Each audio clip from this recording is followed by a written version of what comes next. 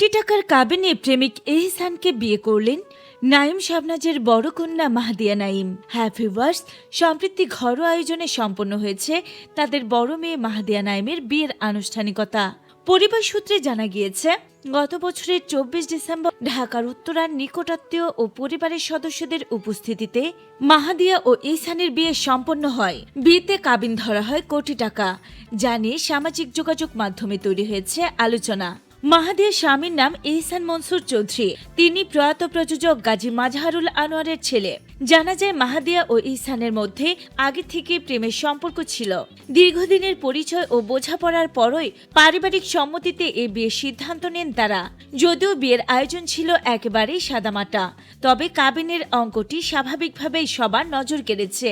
মেয়ের বিয়ের খবর সামাজিক যোগাযোগ মাধ্যমে নিজেই নিশ্চিত করেন নাইম। এক পোস্টে তিনি লিখেন, আল্লাহর প্রতি অশেষ কৃতজ্ঞতা, আমাদের প্রিয় কন্যা মাহদিয়া নাইমের সঙ্গে এহসান মনসুর চৌধুরীর বিবাহ বন্ধনের ঘোষণা দিতে পেরে আমরা অত্যন্ত আনন্দিত। নবদম্পতির জন্য সবার দোয়া কামনা করছি। অন্যদিকে শাবনাজ জানান, ভালো ও সম্মানিত পরিবারে মেয়েকে তুলে দিতে পেরে তারা স্বস্তিতে আছেন এবং নতুন দম্পতির সুখী দাম্পত্য জীবন কামনা করেন তারা। উল্লেখ্য, মাহদিয়া নাইম কানাডার একটি বিশ্ববিদ্যালয় থেকে বিজনেস ম্যানেজমেন্টে স্নাতক সম্পন্ন করেছেন। বর্তমানে তিনি উচ্চশিক্ষার জন্য অস্ট্রেলিয়ার সিডনিতে অবস্থান করছেন।